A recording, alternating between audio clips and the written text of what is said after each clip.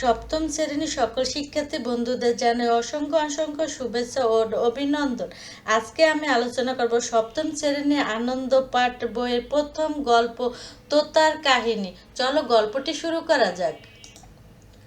তোতার কাহিনী লিখেছেন রবীন্দ্রনাথ ঠাকুর। চলো গল্পটি পড়ি। এক যে ছিল পাখি, সে ছিল মূর্খ। সে গান গাইত, স্বাস্থ্য পড়িত না, লাফাইত, উড়িত, কিন্তু জানিত না কায়দা কানুন কাকে বলে। রাজা বলিলেন, এমন পাখি তো কাজে লাগে না, অথচ বনের ফল খাইয়া রাজহাটে ফলের বাজারে লোকসান ঘটায়। মন্ত্রীকে ডাকিয়া বলিলেন, পাখিটাকে শিক্ষা দাও। রাজার ভাগ্নেদের উপর ভার পড়িল পাখিটাকে শিক্ষা দেবার। পণ্ডিতরাও বসে অনেক বিচার করিলেন। প্রশ্ন এই, উক্ত জীবের অবিদ্যার কারণ কি? সিদ্ধান্ত হলো, সামান্য খড়কুটো দিয়ে পাখি যে বাসা বাঁধে, সে বাসা বিদ্যা বেশি ধরে না। তাই সকলে আগে দরকার ভালো করিয়া খাঁচা বানাইয়া দেওয়া। রাজপণ্ডিতরা দক্ষিণা পাইয়া খুশি হইয়া বাসায় ফিরিলেন। স্যাকরা বসিলেন সোনার খাঁচা বানাইতে। খাঁচাটা হলো এমন আশ্চর্য যে দেখিবার জন্য দেশ বিদেশের লোক ঝুঁকিয়া পড়িল। কেউ বলল, শিক্ষার একেবারে হদ্দমুদ্দ। কেউ বললেন, শিক্ষা যদি না হয় খাঁচা তো হইল। পাখির কি কপাল! স্যাকরা থলি বোঝাই করিয়া বকশিস পাইলেন। খুশি হইয়া সে তখন পাড়ি দিল বাড়ির দিকে। পণ্ডিত বসিলেন পাখিকে বিদ্যা শিখাইতে। নস্য লইয়া বলিলেন, অল্প পুঁথির কর্ম নয়। ভাগনা তখন পুঁথি লেখকদের তলব করিলেন। তারা পুঁথির নকল করিয়া এবং নকলের নকল করিয়া পর্বত প্রমাণের করিয়া তুলিলেন। যে দেখিলেন সেই বলিলেন, সাবাস, বিদ্যা আর ধরে না। লিপিকরের দল পারিতোষিক লইলেন। বলদ বুঝাইয়া করিয়া তখন ঘরের দিকে দৌড় দিলেন। তাদের সংসারে আর টানাটানি রইল না। অনেক দামের খাঁচাটার জন্য ভাগনাদের খবরদারি সীমা নেই। মেরামত তো লাগাইয়ে আছে। তারপরে ঝাড়া মোছা পালিশ করার ঘটা দেখে সকলে বলিল, উন্নতি হইতেছে। লোক লাগিল বিস্তার, এবং তাদের উপর নজর রাখিবার জন্য লোক লাগিল আরো বিস্তার। তারা মাস মাস মুঠা মুঠা তৎক্ষণা পাইয়া সিন্ধুক বোঝাই করিল। তারা এবং তাদের মামাতো খুড়তো মাসতো ভাইরা খুশি হইয়া কোটা বালাইখানা গদি পাতিয়া বসিলেন। সংসারে অন্যর অভাব অনেক আছে, কেবল নিন্দুক আছে যথেষ্ট। তারা বলিল, খাঁচাটার উন্নতি হইতেছে, কিন্তু পাখিটার খবর কেউ রাখে না। কথাটা রাজার কানে গেল। তিনি ভাগিনাকে ডাকিয়া বলিলেন, ভাগনা, একই কথা শুনি। ভাগিনা বলিলেন, মহারাজ, সত্য যদি শুনিবেন তবে ডাকুন স্যাকরাদের, পণ্ডিতদের, লিপিকাদের ডাকুন, যারা মেরামত করে এবং মেরামত তদরকারি করার বেড়ায়। নিন্দুকগুলো খাইতে পায় না বলিয়া মন্দ কথা বলে। জবাব শুনিয়া রাজার অবস্থাটা পরিষ্কার বুঝিলেন। আর তখনই ভাগনার গলায় সোনার হার চড়িল।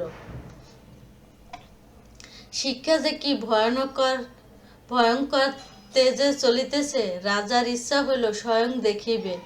একদিন তাই মাত্র মৃত্যু অমর্ত্য লইয়া শিক্ষাশালায় তিনি স্বয়ং আসিয়া উপস্থিত। দেউরির কাছে অমনি বাজিল শাক ঘণ্টা, ডাক ঢোল, কারা নাড়াকার, তুরি ভেরি, দামামার, কাশিবাসি, কাসর খোল, করতাল, মৈত্যগল, জঙ্গজাম।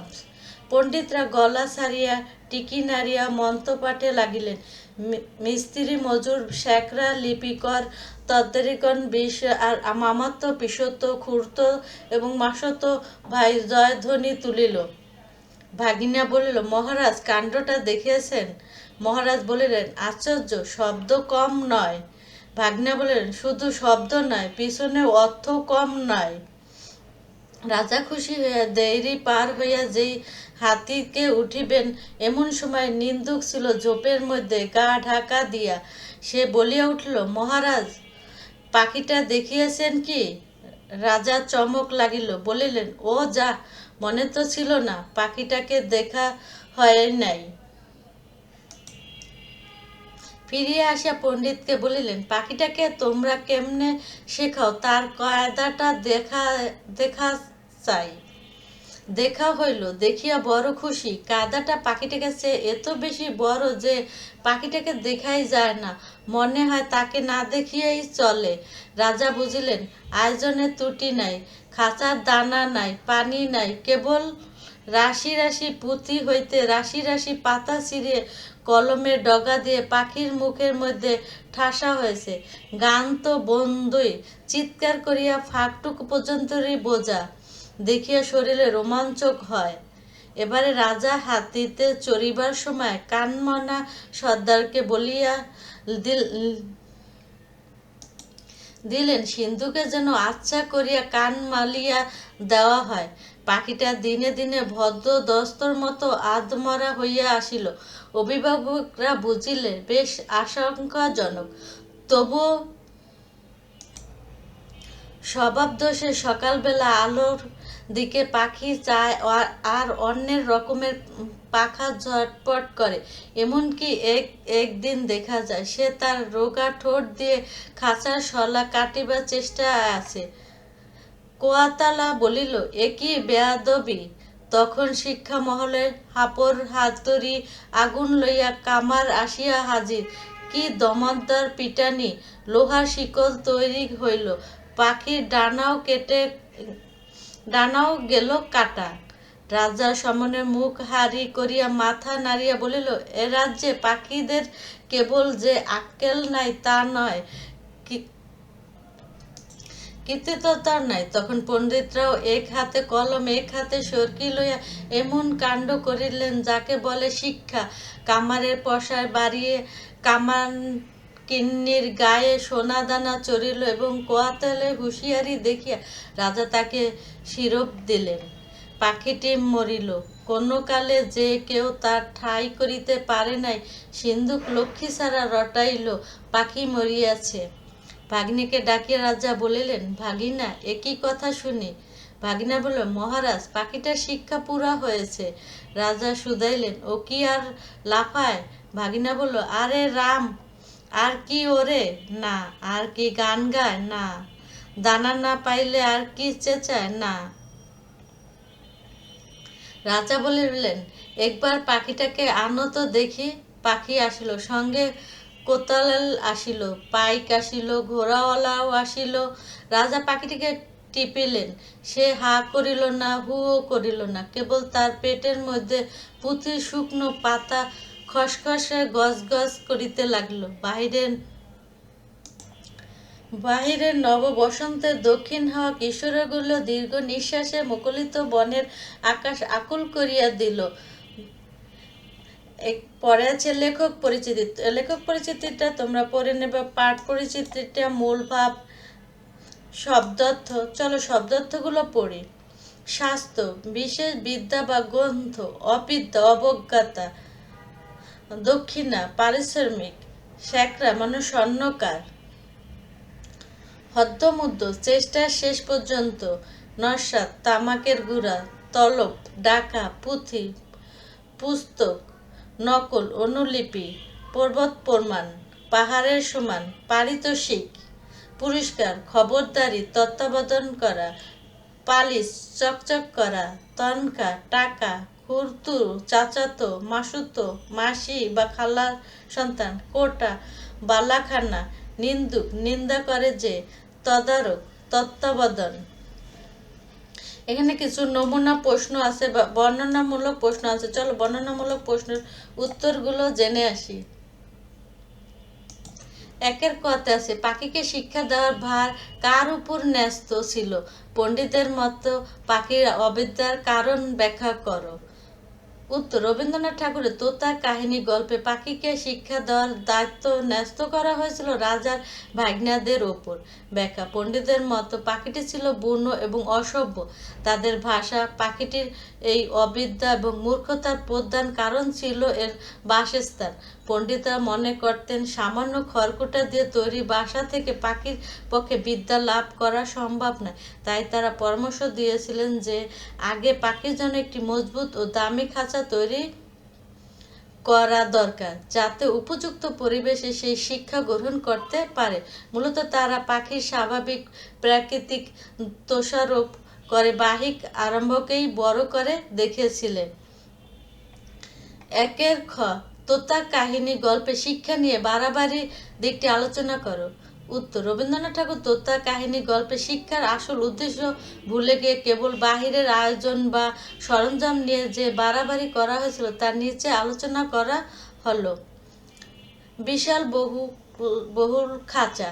পাখি শিক্ষার চেয়ে বড় হয়ে দাঁড়ালো তার খাঁচাটি। প্রচুর অর্থ খরচ করে একটি বিশালাকার সোনার খাঁচা তৈরি করা হলো। পুঁথির স্তব্ধ। বিদ্যার চেয়ে পুঁথির পরিমাণের ওপর জোর দেওয়া হলো। অসংখ্য লোক নিয়োগ করে গাদা গাদা নকল পুঁথি তৈরি করা হলো, যার ভারে আসল শিক্ষায় হারিয়ে গেল। অমানবিক পদ্ধতি। শিক্ষার নামে পাখির উপর অমানবিক আচরণ করা হলো। তাকে খাবার না দিয়ে কলম দিয়ে মুখের ভেতর পুঁথির কাগজ গুজে দেওয়া হতো যাতে সে বুলি আড়াতে পারে। লোকবল নিয়োগ। খাঁচা পরিষ্কার করা, পাহারা দেওয়া আর পুঁথি লেখার জন্য এত বেশি লোক নিয়োগ করা হলো যে শিক্ষার মূল কেন্দ্রটি এক জাঁকজমকপূর্ণ কারখানায় পরিণত হলো। 2 ক, সভাসদ বর্গ নিয়ে শিক্ষালয়ে উপস্থিত হওয়ার মূল উদ্দেশ্য কিভাবে ঢাকা পড়ে গেল ব্যাখ্যা কর। উত্তর, রাজা শিক্ষালয়ে আসার আসল উদ্দেশ্য ছিল পাখিটিকে শিক্ষার অগ্রগতি দেখা, কিন্তু নিচের কারণগুলোর জন্য সেই উদ্দেশ্য ঢাকা পড়ে যায়। উৎসব মাতোয়ারা। রাজা পৌঁছানোর মাত্রই চারিদিকে ঢাক ঢোল কাসর ঘণ্টা আর জয়ধ্বনি শুরু হয়। পুরো পরিবেশটি একটি ধর্মীয় রাষ্ট্র উৎসবের রূপ নেয়। তোষামোদকারীর তৎপরতা। পণ্ডিত এবং ভাগ্নেয়দের রাজাকে পাখির উন্নতির বদলে খাঁচার কাজ আর পুঁথির সংখ্যা দেখে মুগ্ধ করার চেষ্টা করে। দৃষ্টিভঙ্গি। চারিদিকে জাঁকজমক আর ধুলো ওড়ানো আয়োজনের কারণে রাজা আসল পাখিটির কথা ভুলেই যায়। তিনি পাখির ভেতরকার জ্ঞান পরীক্ষা না করেই যান্ত্রিক আয়োজন দেখে সন্তুষ্ট হয়ে ফিরে যান।